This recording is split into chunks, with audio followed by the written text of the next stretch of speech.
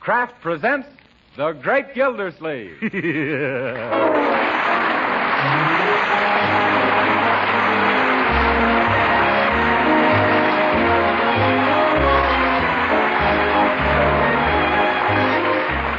week at this time, Kraft presents from Hollywood, California, Harold Peary as The Great Gildersleeve, written by Leonard L. Levinson.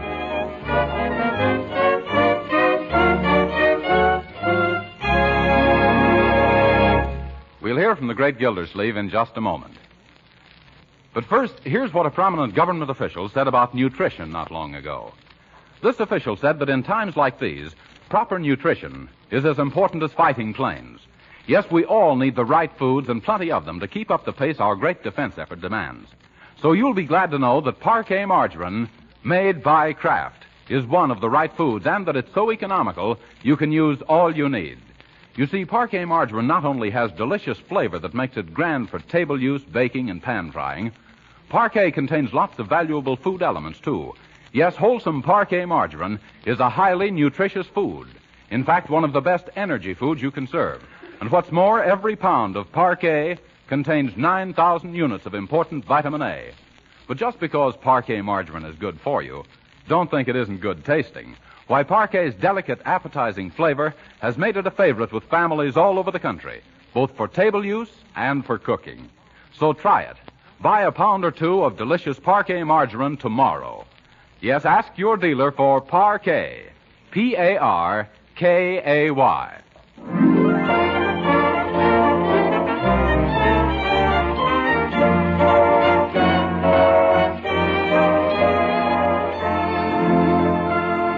And now let's visit our friend, the Great Gildersleeve, and his niece and nephew, Marjorie and Leroy. They're trying to entertain a friend of Marjorie's, Oliver Honeywell, a chap who's taken so many pills that he's beginning to look like one. Today, Oliver is the man who came to lunch and stayed through tea and dinner. It's after 9 now, and a quiz game is in progress.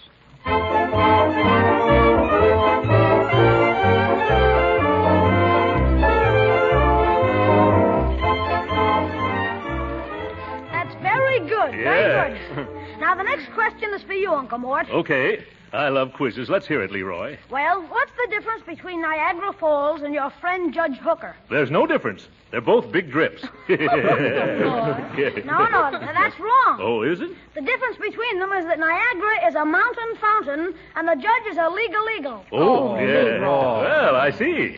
Now whose turn is it? It's your turn next, Oliver. Boy, this one's a cinch. Huh?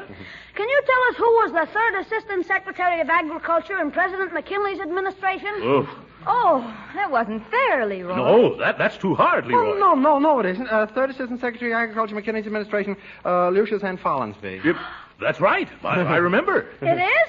That's great, Oliver. Oliver, that's wonderful. Oh, really, it's nothing. A fellow shouldn't get any credit for remembering his own grandfather's name. Boy, you had me fooled for a minute. I thought you were smart. Yes, Leroy. Next is Marjorie's turn. Huh? Sis, what does it mean if you say, throw up the sponge? I give up. Absolutely correct. Oh, right. Very good. Now, the scores so far are Oliver 27, Marjorie 19, and Uncle Mort -2. Young man, what do you mean, -2? You answered one question wrong twice. It's twice. Now, here's your chance to make up, Unc. It's an arithmetic. Arithmetic. If Jones buys 50 bales of hay and 100 bushels of barley for $300... Yes? And the barley costs 4 times as much as the hay, how much did each bale cost? Oh, my. Let me get paper and pencil. 50 bales, 100 bushels, $300. Mr. Jones should have bought defense bonds. The idea. Oh, what's that? 9:30. Leroy, I've got a question for you this time. If 9:30 equals your bedtime and you haven't done your homework yet, how do you expect to know your lessons tomorrow if you have to go to sleep now? Gee, that's an easy one, Uncle Mort. All those questions I've been asking you people are my homework. Oh, it's all done. It is? You're a bright boy, Leroy. Say, can we just finish this game, Uncle Mort? I sort of lost interest in this game. I thought it was fun. So. You would. Oh. Now scamper off to bed, Leroy. Gee whiz, I'm not a bit sleepy. Why can't I stay up? It's the same thing every Sunday night. First Jack Benny, then Charlie McCarthy, and after that trying to get Leroy to go to bed. But, Uncle Mort, you stay up a lot later than this. Why can't I? Because you're growing, Leroy, and I'm not. No, maybe not in the same direction as I am. Step up, Leroy. What? Let's leave Uncle's waistline out of this. You leave it out. You brought it in. Yep. Children, let's drop my waistline. It's dropped too far already. Yeah. Good night, young man. Oh, are you going to bed, Uncle Mort? Sweet dreams. No, you're the one who's going to bed. Yes, and let's not discuss it anymore. But... That's all, brother. But it isn't fair. It's not democratical. I'd like to stay up as late as everybody else. Well, let me see. Can I, Uncle Mort? Promise to go to bed the minute we do? Gee, of course I promise. Then you can remain up as late as Marjorie and I. Boy, that's keen. Well, I'm pretty sleepy right now. How about you, Marjorie? What? Oh, yes. I can hardly keep my eyes open. Yeah. Oh, I catch on. It's a trick to make me go to bed now. You've made your bed, Leroy. Now get into it. In that case, maybe I should... I'll get it. Well, if that's my mama, you tell her not to worry. Yeah. Hello? Oh, hiya, Pig. Yeah, It's for me. It's Piggy Banks. Piggy banks. What'd you say, Pig? What for? Oh, no, Uncle Mort wouldn't. Huh? No, I wouldn't even ask him. Oh, it's too bad, Pig, but that's the breaks of the game. Goodbye. I don't want to intrude in your private affairs, Leroy, but what is it Piggy Banks wanted to do? Oh, he wanted to come over here tonight to carve out his pumpkin for Halloween. Well, I'd have no objection to that. Yeah, but he wanted to use you for the model. Yep. You go straight to bed, young man. We're all going to bed now. All right. Well, in that case, maybe I should... Yes, you should, Oliver. Oh. Good night. Marjorie, don't let Oliver forget his overcoat tonight. It's awfully chilly, and he might catch something he hasn't got already. Mr. Gildersleeve, I didn't bring any overcoat. I didn't expect to be invited for tea and dinner, too. Invited. Oh, my. I hate to think of you going clear across town on the streetcar. Oh, Midgie, the streetcar doesn't bother me. It's the waiting and the walking. Yes, and in the dark, too. Say, why don't you stay here for the night, Oliver? Oh, that's a splendid idea. Where can we put him, Uncle Mort? On the sofa in the study. It's the kind that collapses into a bed. Oh, no, thanks, really. I don't think I should. Why not? I'll fix you up with a pair of my pajamas. Oh, I don't think I could sleep in a strange pair of pajamas. Yes. Besides that, don't you think there'd be a trifle large? Oh, come, Oliver. It'll be fun. Like sleeping in a tent. Yeah. Well, I'll bring out a couple of spare blankets and a pillow. Oh, never mind the pillow, Midgie. I'm allergic to feathers. Feathers? Is that so? Oh, yes. I have it so bad I even break out with spots when I eat chicken broth. Well, you better telephone your parents and tell them you won't be home tonight, Oliver. Oh, yes, I better. Otherwise, Mom would have to send Pop out to look for me. Then she'd have to go out to look for Papa. Well, I'll get the blanket. Oh, hello, Mama. Mama, this is Oliver. What's that? Papa's been out looking for me already. Well, it isn't 10 yet, Mama. Oh, we want to get an early start. You better go find him, Mama. Try the place on the corner. Oh, not the drugstore, the place in the other corner. I don't know why he always goes there. I never do. Well, you just push open the doors and call in. That's what? Oh, I'm still at Midgie's house. Yeah, Mama. They invited me to spend the night here on account I didn't bring an overcoat. I did? I must have left in a streetcar, huh? Well, I got my pills. Don't worry, I'll keep out of drafts. Good night, Mama. Poor Mama. She doesn't seem to realize that I'm a big boy now.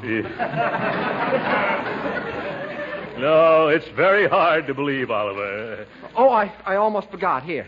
What's this nickel for? Oh, for the phone call. I never like to be under obligations to people. Yes, I can see that. Everything's ready for you, Oliver. Yeah, go right in and make yourself comfortable, Oliver. I'm going to lock up. Oh, be sure all the downstairs windows are fastened, Uncle Mort. There have been some burglars in the neighborhood lately. Burglars? Oh, don't worry, Oliver. Go right in and get ready for bed. If a burglar ever saw you in my pajamas, he'd put back everything he took. I wonder who built these windows. The Pullman Company?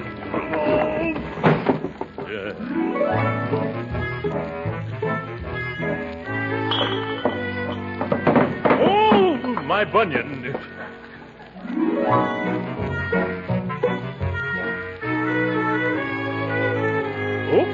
almost forgot to wind the kitchen clock. Somebody already wound it. Oh, excuse me, Aesop. I didn't mean to step on your tail. Now, scat cat, scram, go, outside. Yeah. Everything locked up tight, Uncle Mort? Yes, a burglar would need 3 policemen to help him get in here. Excuse me, I guess it was the company we had for dinner. Well, see you in the morning. Huh? Good night, Uncle Mort. Good night, my dear. Good night, Uncle Mort. What, you still up? Good night, Leroy. Good night, Uncle Roy. Good night. What's that? Who? Oh, good night, Oliver.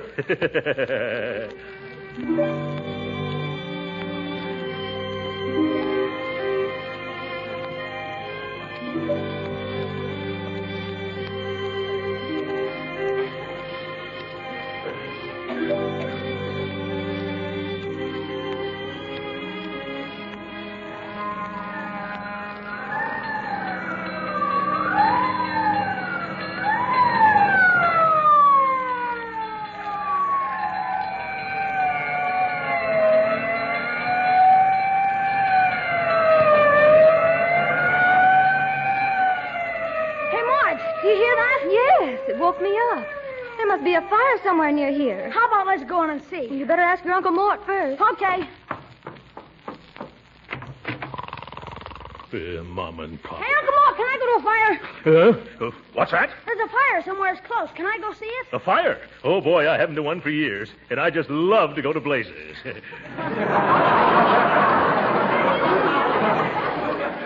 Oh, hurry up, Uncle Mort, hurry. No, not that door. That's the bathroom. Oh, excuse me. I should have known. This way. Yeah, thanks. Now, let's hurry outside, or the fire will be out before we are. Gee, this is fun. Huh? Hey, Marge, let's go. Here's Uncle Mort. Yeah, let's get Oliver. You think he'd be interested? Sure, it'll be a tonic for his nerves. Oh, Oliver. Yes, Mama, I'm getting off. Yep. I'm not your mama. Come on outside with us. Hurry up. What's wrong? There's a fire, Oliver. Fire! Oh. Oh, my goodness, come on, let's go. Right away out. Follow me. Wait for us, Oliver. Leroy, bring Oliver's shoes. Come on, Marjorie. Hey, Oliver, come back here. Where's the fire? It's somewhere around the corner, Oliver. Is it coming this way? No, we're going that way. Come on. Here's your shoes, Oliver. You better put them on before you wear out your socks. Oh, thanks, Leroy. All right, let's not spend all night here. The fire won't wait for us, you know. Oliver, you can tie your shoelaces afterward. Oh, as you say, Mr. Gilder. Oh, Oh, on second thought, Oliver, you better tie them now. I might as well, now that I'm down. Gee, this is the latest I've been out since the night I went walking in my sleep. Yes. Well, let's take a quick look at the fire and scoot back to bed. I wonder whose house it is. Well, we'll soon see. I think the engine's right around the corner. They are? Oh, I see a lot of people. Yes, there they Yeah. are. Gee, look at all the neighbors. There's nothing like a good fire to bring out all the best people. Everybody must have gotten up. Huh? Oh, look. There's Edie Quinn, wearing the same kimono she wore to that fire last year. Yes. Don't be catty. Well, here we are. I don't see any fire. I better find out what this is all about. Let me through here, please. Excuse me, lady. Oh, pardon me, Chief, but could you direct me to the fire? Mister, I wish you could direct me. We can't find it. Oh, well, it may be a little unprofessional, but have you asked anybody? Say, that's an idea. Thanks. Oh, it's all right. Quiet, please. Let's have quiet, everybody. Yes, quiet. Now, did anyone here turn in a fire alarm? Excuse me, I was the one who called. Oh, hello, Mrs. Beasley. Well, where's the fire? Oh, there isn't any fire. My poor little cat is stranded on top of that telephone pole up there. What? Oh, good grief. Madam, do you mean you got us all out of bed and dragged the firemen away from their gin rummy game just to look at a cat? Oh, disappointed because someone's home isn't burning down. Huh? I know who you are. You're the man who does want to set the world on fire. Now, see here, Mrs. Oh, this is Mrs. Beasley, Uncle Mort. Mrs. Beasley, this is my uncle, Mr. Gildersleeve. How do you do? Charmed, I'm sure. Now, see here, Mrs. Beasley. What do you mean by waking up the whole neighborhood? Now, take it easy, mister. I won't take it easy. Chief, are you going to waste the taxpayers' money climbing telephone poles for tomcats? Well, what's wrong with that? Well, give me a reason why you should go to all that trouble. Sure, I'll give you a reason. This lady happens to be the mayor's sister-in-law. Just as I thought. Politics. Hey, boys, get out the 40-footer and bring down that cat. Thank you, Chief. I'll see that my brother-in-law hears about this. Yes, and I'll see that the newspapers hear about it, too. I'll write letters to the editors. And I write a nasty letter, madam. And as for you, Chief, you're paid to fight fires, not to go sky-hooting around town all night. Now, I've heard enough out of you, fatso. Yep. If you don't pipe down, I'll turn you over to the police, you big false alarm. I'm a false alarm, you little brass pole polisher. Take off that fireman's uniform and say that. Now, don't get so hot under the collar, Beef Trust, or I'll have the boys cool you off with a hose. I'm not afraid of you and all your little squirts. You twitch a thumb at me, and I'll push that tin hat of yours so far down you'll have to breathe through a straw. Well, now you have gone too far. Logan! Yes, Chief? Here, hold my coat. That suits me. Oliver! Yes, Mr. Gildersleeve? Keep off the grass. You'll get your feet wet. Hey, look! Look, they've got the cat down, Uncle Mort. Oh, thank goodness. Where's the lady that owns the cat? Right here, Kelsey. Now I've seen everything. The idea. Using thousands of dollars worth of fire equipment, waking up hundreds of people in the middle of the night just to snag a mangy cat off a telephone pole. Here it is, lady, safe and sound. Thank you very much. Oh, dear me, this isn't my cat at all. Well, now it isn't even her cat. Lady, if you aren't... Uncle Mort. What's wrong, Marjorie? I'll tell you what's wrong, Mr. Gildersleeve. This is your cat. Yeah. Our cat? Yes. Aesop? Is that a hot one? Oh, my goodness. Let's get home. Come on, children. Come on, Aesop. Goodbye, Chief. Thank your boys for doing a noble and humane deed. Go back to bed, you big mattress. Oof. Come on, man, let's go. I don't like the way he said that.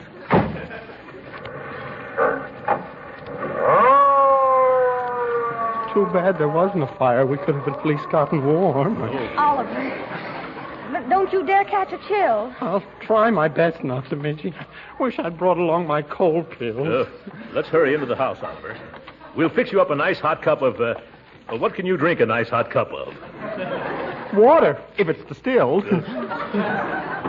Well, it'll be nice to get back into a nice warm bed. Open the door, Leroy. Okay. Uh-oh, it's locked. Locked?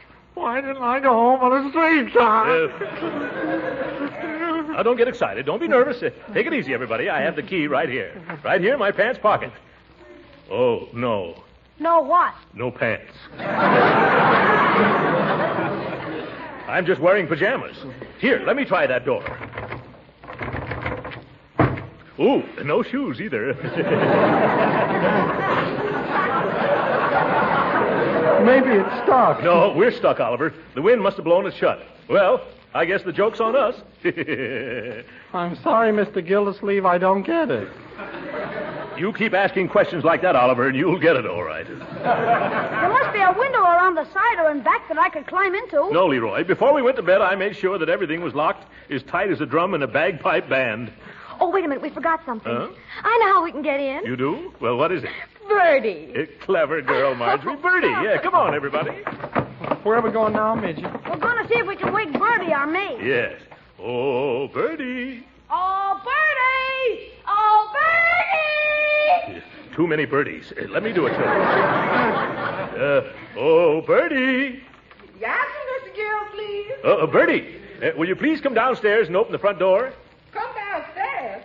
Open the front door. Yes, I'm locked out, and so is Marjorie and Leroy and Oliver. What an unfortunate coincidence. Yes, Bertie, quit stalling and hurry down here. I would if I could, Mr. Gildersleeve, but I just can't. Why can't you? Because I'm locked out, too. What? Bertie, aren't you upstairs? No, sir, I'm right here on the back porch. Oh, this is a pretty pickle of fish. How did you get locked out? Well, I just got home from a lodge meeting. Yeah. You know, the mysterious and bewildering orders of the daughters of Cleopatra.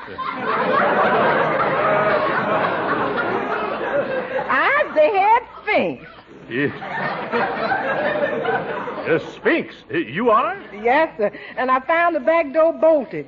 You know, that's contrary to the customary procedure. Yes, well, I wonder if the people next door have got a pass key. Oh, they went away on their weekend. Oh, I'm getting terribly cold. Maybe I better go home after all. No, Oliver. We'll get inside in 2 shakes of a jiffy. The only trouble is all the downstairs windows are locked. If we could only reach the second floor. I can do it. If you boost me up, I can climb this tree and then crawl out on that branch and drop down on the roof of the porch there. Who do you think you is, Leroy? A Superman man? Yes. No, I won't let you risk your neck, my boy. You're too young. I do it myself, only why ruin a tree that never did me any harm? Well, dear. Now, isn't it too bad that we don't have anyone big enough and thin enough to come to our rescue? It's getting colder, isn't it? You know, I can't help thinking what King Arthur or one of his knights would do in a case like this. Yes, I believe it is getting colder. Why, he'd leap off his horse, spring to the tree, and just swarm up to his lady love's window. If I'd only brought along some of my vitality tablets. Oh, what's the use? Oliver, why don't you go climb a tree? Who, me? Midgie, you know I get dizzy spells from high places. Oliver, it's really very easy. You can do it with your eyes shut. I don't like this. Give him a boost up, Unc. Can't you see he's raring to go? Uh-huh, raring to go home. Come, Oliver, you've got to be brave. Pull up my pajamas. No, I mean the ones you're wearing. Yeah, now tighten your belt. I didn't say yes. You shook your head. Can I help it if I shiver in the affirmative? Well, now you take his other leg, Leroy. Okay. Yeah, careful now. Yeah, there we go. Yeah, grab hold of the branch, Oliver, right above you. Well, don't drop me. I bruise easily. Yeah. It's all right. I'm right below you. Now, just pull yourself up. No, Oliver, go the other way. You're getting out on the wrong limb. Gee, if I only had my slingshot here, I'd head him in the right direction quick enough. Leroy. Keep going, Oliver. You're doing fine. Oh, what are you stopping for now? The string on my pajamas broke. Oh. I don't know. Am I falling? I made it. I landed on the roof. Yeah, well, congratulations, Oliver. I never thought you'd make it. How about it, Missy Witchy? Am I as good as any night? Oh, yes, Oliver, you're wonderful. Yeah. By George, for a weeknight, he finished strong on Sunday. Yeah. All right, Oliver. Now just climb in one of the windows and all our troubles will be over. Mr. Gildersleeve, Huh? I've got bad news for you. What? There aren't any windows over the porch. What? A porch without windows? I never heard of such a thing. Let me look. Well, that's one for Ripley. You better come on down, Oliver. Oh, I can't reach that limb again. Jeepers, we've stranded Oliver. Is that bad? Now what are we going to do, Unc? Well, there's only one thing to do. I've got to get a ladder someplace. And a piece of string. All right, Oliver. Oh, hurry, Mr. Gildersleeve. It's terribly cold up here. Yeah. The people in the back's got a nice big ladder. Yeah? Why don't you just pussyfoot over and sort of bar it? Well, thanks, Bertie. I suppose that's all I can do. Children, you just stay where you are. And Oliver, don't go away. Very funny. I'll be back just as soon as I can, Oliver. Fine state of affairs when a man can't break into his own home. Well, that's what you get for chasing fires in the middle of the woods. Oh, it's you, Aesop. Out of my way, you Siamese snake in the grass. Now, let me see. There's a loose board somewhere along this fence. Ah, there it is. Tight squeeze, Throckmorton. You should really cut out the starches. I wonder where that ladder is. It's as dark here as the back of a coal miner's neck. Who's there? Huh? Speak up or I'll shoot. Oh, hello. Don't shoot, Mrs. Beasley. It's only me, Mr. Gildersleeve. What are you doing in my backyard at this time of night? What am I doing here? Oh, yes, we were locked out of our house, Mrs. Beasley. You happen to have a ladder I could borrow? It's in the shed, and the shed's locked. Well, then, if you could find the key and kind of throw it down to me, Nerve. Waking me up, scaring me half to death, and then having the gall. What did you say, Mrs. Beasley? Wait where you are, Mr. Gildersleeve. I'll be right there. Yeah, lovely woman. A break at last. This time we're all set, TP. Where are you, Mr. Gildersleeve? Right underneath your window, Mrs. Beasley. Directly underneath? Yes, directly underneath. Well, then, cat.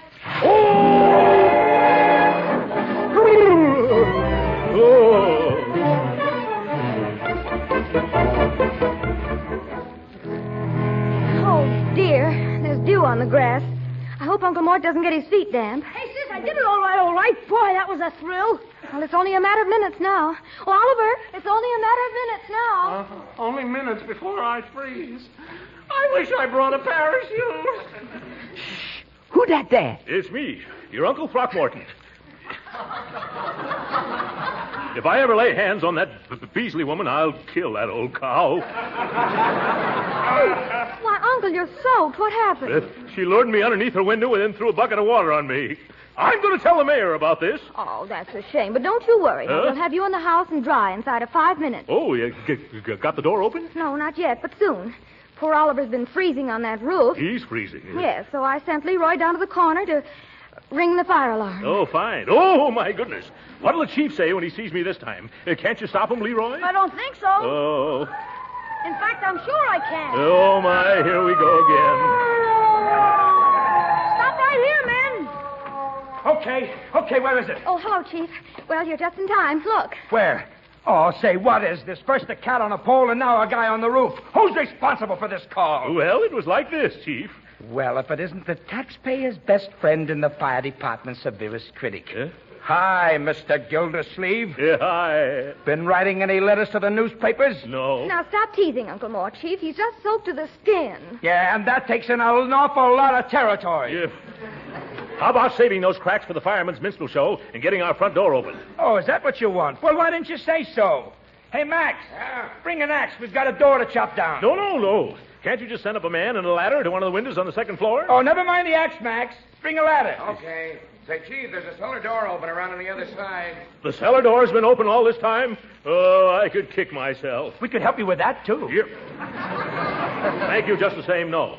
Say, boys, I'm awfully sorry about this whole thing. Let me make some amends, huh? How about you all coming in for coffee and sandwiches? Huh? Won't you? Come on. Just for good old Gildersleeve. Huh? Okay, sure. Yeah, come on.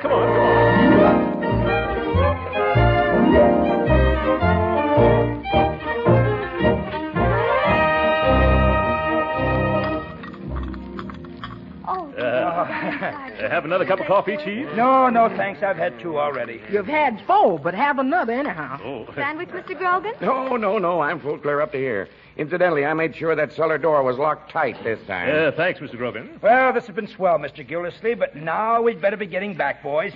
Hey, you guys in the kitchen, let's get wheeling. Well, goodbye, boys. Thanks for everything. And if I ever have a fire, you'll be the first people I'll call in. I like firemen. Say, Uncle Mort, can I go out and watch them leave? Sure, we'll all go out and wave goodbye to them. Come on, Marjorie. You too, Bertie. Okay, Uncle Mort. Yeah. Well, thanks for the hospitality. So long, boys. Don't take any wooden fire plugs. Yes, nice fellas. Well, let's get back in. There they go. It's colder out. Catch the door, Bertie. It's good. Oh, my goodness. Gee, we're all locked out again. Yes, this is where we didn't come in. Hey, isn't anybody ever gonna get me down off this roof? Oh, Oliver!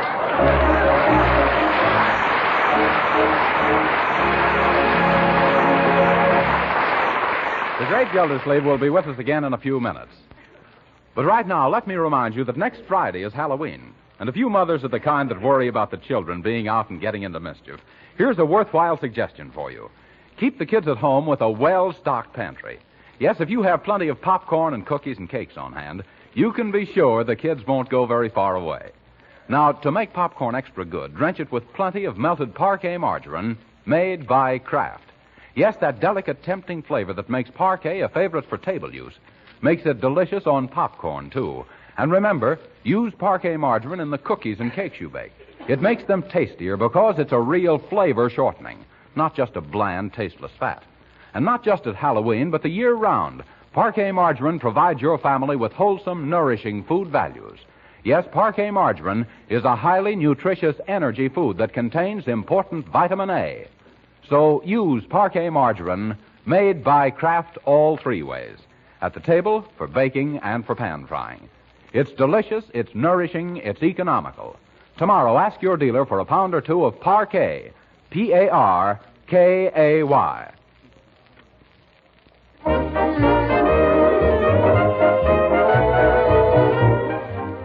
Sorry, ladies and gentlemen, our time's up. Good night.